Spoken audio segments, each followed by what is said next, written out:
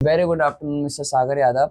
आज हम यहाँ पर आए हैं मिस्टर सागर यादव जी से बात करने, जो कि एक स्टार्टअप के फाउंडर हैं जिसका नाम है एडुनियर। तो इवन ये भी बताना चाहता हूँ कि अभी खुद ये एक स्टूडेंट है और इन्होंने अपने स्किल्स, नॉलेज और एक्सपीरियंस के बेस पे एक स्टार्टअप स्टार्ट करा है। अब आइए हम स्टार्टअप के बारे में इनसे जानते हैं। यस मिस्टर सागर यादव। सबसे पहले तो थैंक यू निकित, आपने मुझे अपने टॉक शो पे बुलाया, अपने वेलकम। पॉडकास्ट पे बुलाया।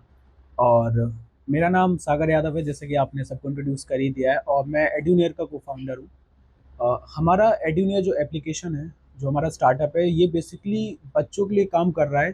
क्योंकि एज अ स्टूडेंट जो प्रॉब्लम मैंने कहीं ना कहीं पहले फेस करी है, और देखता हूँ कि बाकी स्टूडेंट भी इस चीज़ को फेस कर रहे हैं, तो ये जो प्रॉब्लम्स है ये हमने खुद भी फेस करी हैं। तो इन प्रॉब्लम्स को मैं बहुत अच्छे से समझ पा रहा था।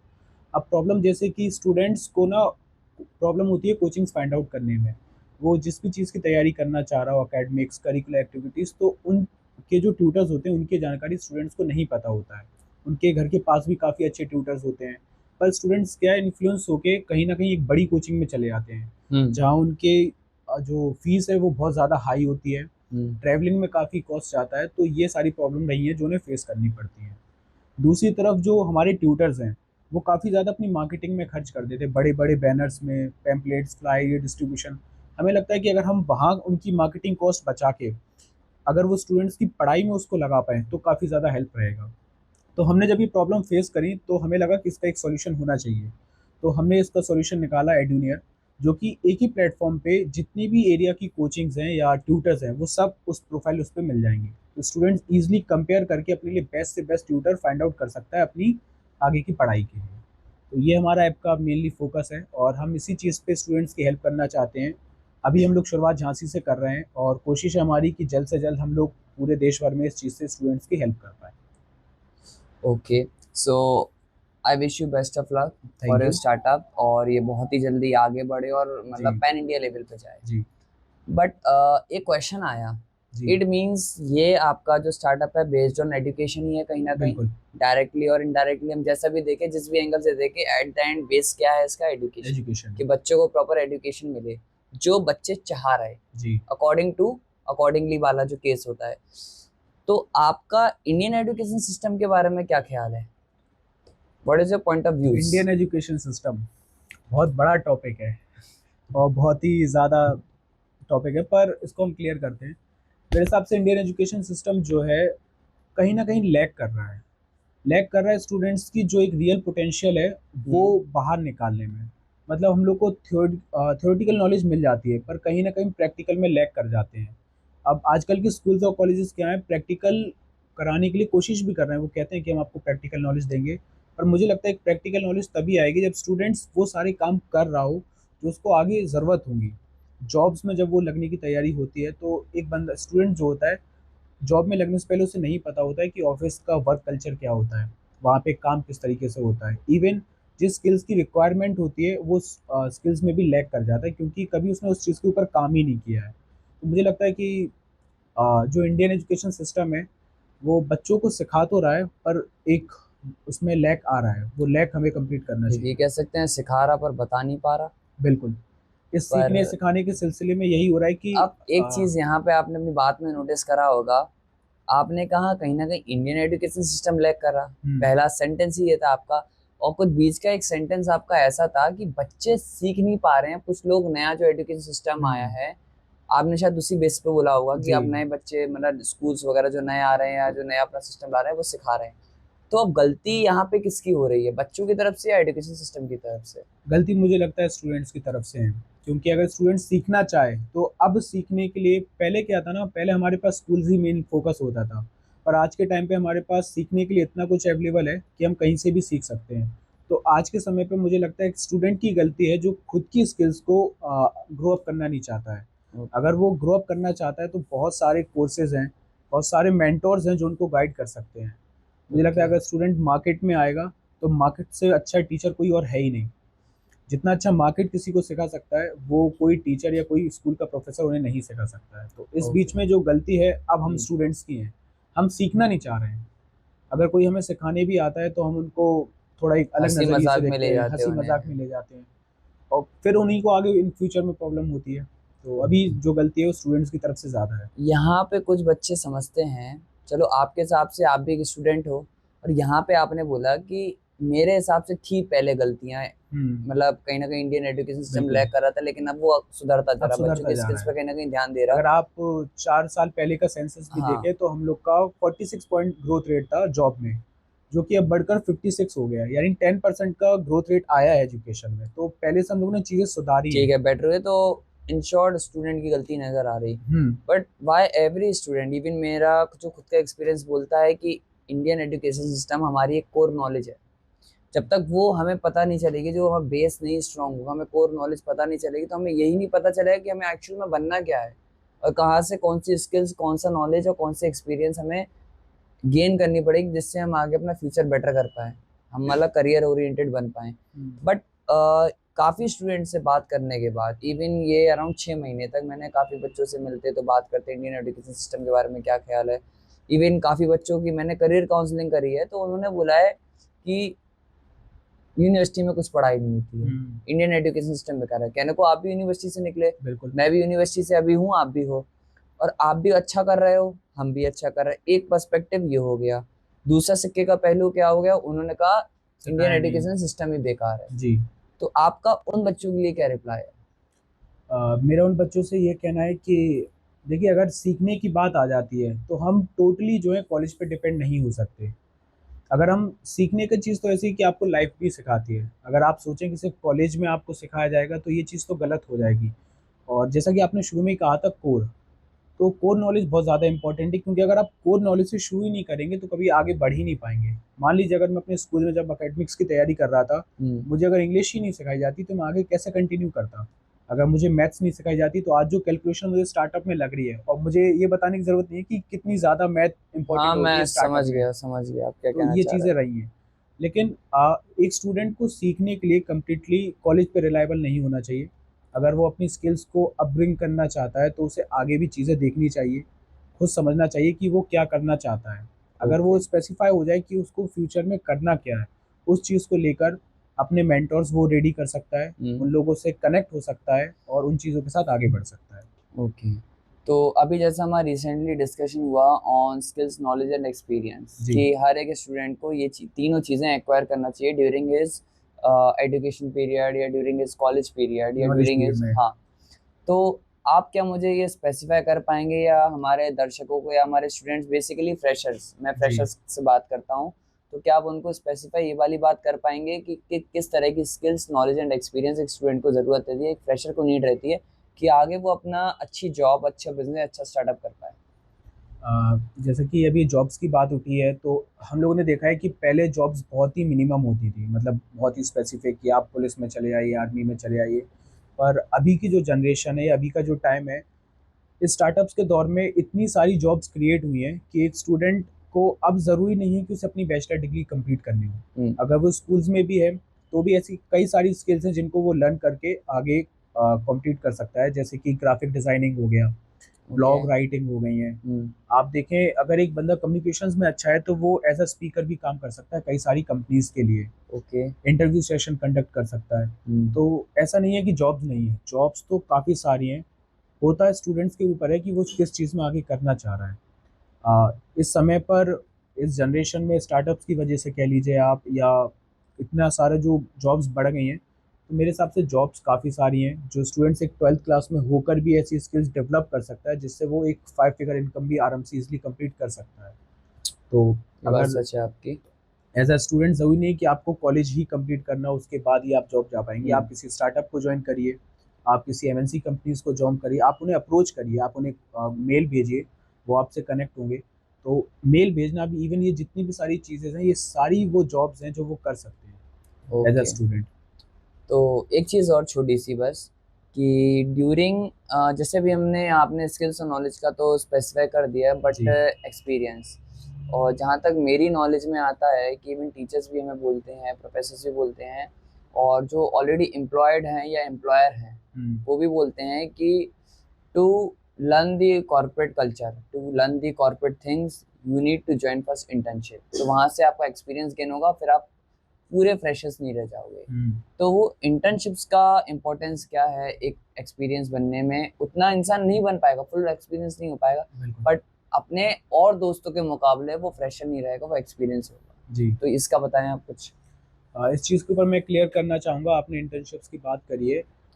स्टूडेंट को इंटर्नशिप करना बहुत ज़्यादा इम्पोर्टेंट है, क्योंकि अगर बिना नॉलेज के या बिना स्किल्स के वो किसी कंपनी में जाता है, मैं अक्सर ये बात कहता हूँ, मैं आज भी कह रहा हूँ कि वो कंपनी के लिए लाइबिलिटी क्रिएट हो जाएगा।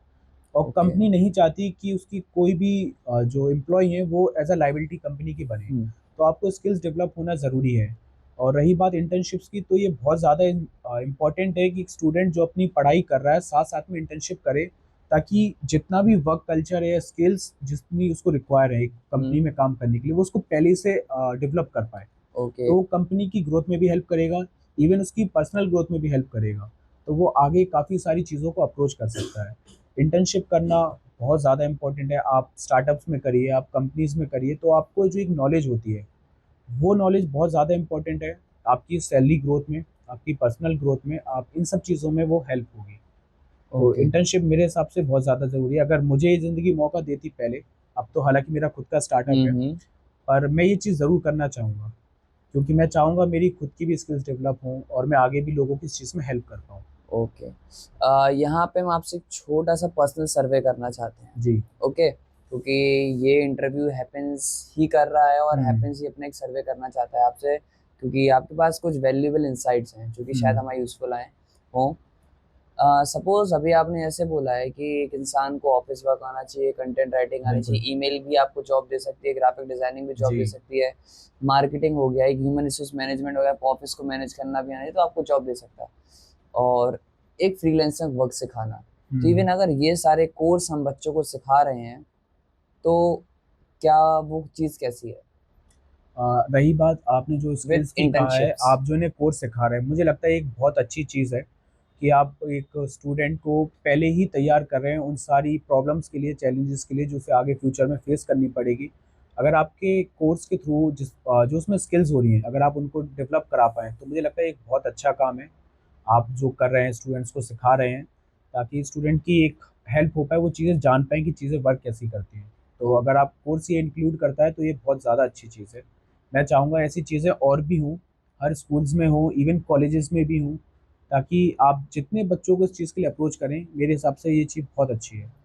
जितना आप उन्हें सिखा पाएँ, एक बता मैं पाएँ। और छोटी-सी नई चीज़ लाया हूँ कि मैंने देखा है कि लोग स्किल्स चाहते हैं डेवलप करना, but due to their financial crisis या हुँ, पैसे ज़्यादा ना होने की वजह से, क्योंकि जितने मैंने आपको कोर्स बताए हैं, तो एक कोर्स की फ़ीस की कीमत ही 3 से 8,000 रुपए होती है। हुँ, तो हर कोई मतलब नहीं कर नहीं कर पाएगा। पाएगा उतना। तो मैंने सारे कोर्स, टोटल कोर्स की जो है ये पूरे 10 टॉपिक्स इन्वॉल्व हो रहे हैं इस कोर्स में, और with the help of AI tools. हुँ, और मैंने इसकी जो कॉस्टिंग रखी है 3,000 रुपये पूरे 6 महीने की। जी। अगर हम लोग डायरेक्टली देखें इसको, इनडायरेक्टली अगर कैलकुलेट करें 500 रुपीज़ पर मंथ। तो इस बारे में क्या कहना है आपका? अ, देखिए, फाइनेंशियल क्राइसिस का तो ऐसा है कि आप कितना भी कमा लें जीवन में, आपको कभी न कभी ये फाइनेंशियल क्राइसिस आते ही रहेंगे। हुँ। ये कभी नहीं रुकने वाला। और रही बात सीखने पे, तो मेरे काफ़ी सारे मेंटोर्स हैं जिनको मैंने देखा है, उनसे मुझे एक ही बात सीखने को मिला है कि जब बात लर्निंग की हो, बात नॉलेज की हो, तो हम लोग की होती है प्रॉब्लम। एज़ अ स्टूडेंट हम लोग के पास पैसों की प्रॉब्लम होती है, पर कभी भी हमें ये अपॉर्च्युनिटी मिस नहीं करनी चाहिए। अगर कोई चीज़ है जो हमें सिखा रही है, जो आगे हेल्प कर सकती है पैसा कमाने में, हुँ। उस चीज़ में इन्वेस्टमेंट होनी चाहिए। मुझे नहीं लगता है इस चीज़ में स्टूडेंट के पैसे जा रहे हैं, मुझे लगता है ये उनकी इन्वेस्टमेंट है, जो आगे की फ्यूचर ग्रोथ के लिए उनकी हेल्प करेगी। तो मैं इसको एज़ अ इन्वेस्टमेंट देखता हूँ। और जब बात इन्वेस्टमेंट की आती है, तो एक बिज़नेसमैन कह लीजिए, स्टूडेंट कहीं से भी उसकी व्यवस्था करता है और अपनी नॉलेज पे काम करता है। तो मैं तो इसको एज़ अ इन्वेस्टमेंट लेके जाऊँगा। अगर कोई ऐसी कंपनी है या स्टार्टअप है जो मुझे ये चीज़ सिखाती है, स्किल्स पे हेल्प करती है, ताकि मैं आगे काम कर पाऊँ, तो इससे बड़ी अपॉर्च्युनिटी मेरे लिए मुझे लगता है कि कुछ और होगा ही नहीं। Okay. Thank you so much for this. Last question है जी। कि आप मैनेजमेंट डिपार्टमेंट से हैं? हाँ, मैं आईटीएचएम, टूरिज़्म है मैनेजमेंट में ना? हूँ। जी। टूरिज़्म मैनेजमेंट में है और बीबीए कर रहे हैं अपना जी। टूरिज़्म से। मैं अपना बीबीए ऑनर्स से कर रहा हूँ, मीन्स हुँ। आईएमएस इंस्टीट्यूट ऑफ मैनेजमेंट जी। स्टडीज़। ओके, इवन मेरे जो स्टार्टअप के कुछ मेंबर्स हैं वो भी। बीबीए है, एमबीए है, आईटीएचएम है, इसमें मतलब एचएम भी आ गया और आपका टूरिज़्म मैनेजमेंट भी आ जी। गया। अब मैं ये जानना चाहता हूँ कि ये हमारा जो इसमें हर किसी में वर्ड लग रहा है एडमिनिस्ट्रेशन मैनेजमेंट, यही लग रहा है। बिल्कुल। तो क्या एक एमबीए बीबीए वालों को ही मतलब मैनेजमेंट की ज़रूरत रहती है, या आप कोई सी भी फील्ड उठा के देख लें, एक झाड़ू वाला भी कह लो, एक स्टार्टअप कोई भी कह लो जिसकी अदर फील्ड हो, एक टेक्नोलॉजिकल वाला बंदा कह लो, आईटी सेक्टर कह लो, कि सारे जो भी मतलब ऑल ओवर सेक्टर, जितने भी सेक्टर हैं, whether is private sector public sector, इनमें जितनी भी इंडस्ट्रीज आती हैं उन सबको मैनेजमेंट की ज़रूरत है, या जो भी हमें जॉब करनी है, बिजनेस करना है, स्टार्टअप करना है, उन सबको ही मैनेजमेंट की ज़रूरत है, या सिर्फ हमारे जितने एमबीए बीबीए मैनेजमेंट के वालों बच्चे को? हैं, मैनेजमेंट तो देखिए हर जगह ज़रूरी है। बिना मैनेजमेंट के मुझे नहीं लगता कोई सा भी कोर्स हो। आप बीबीए की तैयारी कर रहे हैं, मैं टूरिज्म में बीबीए कर रहा हूँ, तो मुझे लगता है मैनेजमेंट की ज़रूरत हर जगह से है। अगर हम अपने पेरेंट्स को भी देखें तो उनकी डेली लाइफ में भी मैनेजमेंट चीज़ें होती हैं। तो मैनेजमेंट तो ऐसा है कि हम लोग जब से हम लोग ने जन्म लिया है तब से ही मैनेजमेंट की शुरुआत होती चली आ रही है। मैनेजमेंट जब मैं स्कूल में था तो अपनी पढ़ाई के लिए मुझे मैनेजमेंट लगती थी। इवन जब हम स्पोर्ट्स में होते हैं वहाँ पे मैनेजमेंट लगता है। कोई भी इवेंट वगैरह हो, इवन टेक्नोलॉजी जैसे आपने टेक की बात करी है, तो हमारे यहाँ जो डेवलपर्स हैं तो उनका एक काफ़ी बड़ा मैनेजमेंट का सिस्टम बना हुआ था। उनको भी प्रॉपरली मैनेजमेंट के थ्रू काम करना पड़ता है। तो ओके। ऐसा ज़रूरी नहीं है कि सिर्फ जो एमबीए कर रहे हैं या जो बीबीए के स्टूडेंट हों सिर्फ उन्हें ही मैनेजमेंट की ज़रूरत है। लाइफ के हर फेजेस में आपको मैनेजमेंट की रिक्वायरमेंट रहेगी, चाहे आप शुरुआत कर रहे हों, चाहे आप ट्रैक्शंस पे हों, या आगे आप जितने भी लेवल तक अचीव करते हैं, मैनेजमेंट आपको पूरी लाइफ लॉन्ग आपको उसकी हेल्प रहेगी। ओके। एक लास्ट क्वेश्चन मेरे मन में और आ रहा है कि अभी जी। हमारी बात हुई थी कुछ टाइम पहले हम्म। कि आपने कहा था ये स्कूल का पढ़ा हुआ बच्चा भी कमा सकता है अगर वो बिल्कुल। स्किल्स नॉलेज एक्सपीरियंस गेन कर ले। जी। और एक क्वेश्चन और था पीछे जो मैं भूल गया था, तो मैं उन्हीं को मिक्स करके बता रहा हूँ। अब मेरे को वही बात सोचते हुए याद आया कि कहते हैं कि बच्चों के पेरेंट्स से ये उनके अंदर माइंडसेट आया, बच्चों से पेरेंट्स के अंदर माइंडसेट आया कि हम्म। बेटा तुम बीटेक कर लो, तुम आईटी से कर लो, तुम बीटेक सीएस, या तुम फूड टेक्नोलॉजी से बीटेक कर लो, या तुम मास्टर्स कर लो, या तुम ये कर लो, इससे एमबीए कर लो, बीबीए कर लो, तुम्हारी बेटा 40-50 हज़ार से ऊपर की नौकरी लगेगी, तो सिर्फ तुम पढ़ाई में लगे रहो। अब पढ़ाई करने के बाद क्या होता है कि डिग्री मिलती है। हम्म। डिग्री मिलती है तो बहुतों का ये क्यों सोचना है कि डिग्री ही नौकरी दिलाती है, वाई? और इसी वजह से थोड़ा क्वेश्चन लेंदी होगा, आप थोड़ा ध्यान से सुनना। जी। इसी वजह से उन बच्चों के प्लेसमेंट्स में थोड़ी सी रुकावट आती है, हम्म। क्योंकि उनके अंदर नॉलेज नहीं रहती है, उनके अंदर स्किल्स नहीं रहती है, उनके अंदर एक्सपीरियंस नहीं रहता। 90% वाले का एडमिशन नहीं होता, मतलब प्लेसमेंट नहीं होता, लेकिन 70% वाले का हो जाता है। जी। तो इस पे हमें आपका एक पॉइंट ऑफ व्यू चाहिए। देखिए स्टूडेंट, मैंने अपनी लाइफ में कई सारे ऐसे स्टूडेंट्स को भी देखा है जो बैचलर डिग्री कंप्लीट करने के बाद अपने एमबीए भी कर चुके हैं, उसके बाद भी उनकी प्लेसमेंट नहीं हो पा रही है। जैसा कि अभी आपने कहा कि ऑलमोस्ट 90% वाले बंदे की प्लेसमेंट नहीं हो रही, 70% वाले की हो जा रही है। हम्म। उसमें मेन फैक्टर आता है स्किल्स का ही आता है। क्योंकि अगर बंदा सिर्फ डिग्री के भरोसे बैठा है, स्किल्स पे काम नहीं कर रहा है, तो वो काफ़ी सारी चीज़ों को लैग कर जा रहा है। मेरे हिसाब से डिग्री से ज़्यादा इंपॉर्टेंट स्किल्स हैं। मैं बहुत से ऐसे यंगस्टर को भी जानता हूँ जो 12th पास आउट करने के बाद भी एक बहुत अच्छी कंपनी में बहुत अच्छी पोजीशन पे काम कर रहे हैं due two of all his skills. उनकी स्किल्स की बदौलत ही वो ये सब कर पा रहे हैं। और रेदर देन उनके अलावा जितने एमबीए होल्डर हैं, तो वो कहीं न कहीं अपना एक लैग कर जाते हैं उस चीज़ में, अपनी डेली एक्टिविटी में। वो क्योंकि डिग्री के भरोसे बैठे हैं। डिग्री आपको थ्योरेटिकल की वजह से मिल जाएगी, हाँ पर जी। कभी भी आप प्रैक्टिकली नहीं हो पाएँगे। और एक कंपनी में प्रैक्टिकल होना बहुत ज़्यादा इम्पोर्टेंट फैक्टर होता है। ओके। तो यही सब सारी चीज़ें So रहती हैं। you mean to say that degree is the ticket for the placement drive. But जी। if you want to clear placements efficiently and effectively, so then you need to learn skills, you need to learn knowledge, you need to grow learn up skills. experience. बिल्कुल। The concept is this. So thank you so much, Mr. सागर यादव। आज जी, आपके thank साथ you. बहुत अच्छा लगा interview बिल्कुल, लेके, धन्यवाद। And thank you so much हमें इतना टाइम देने के लिए।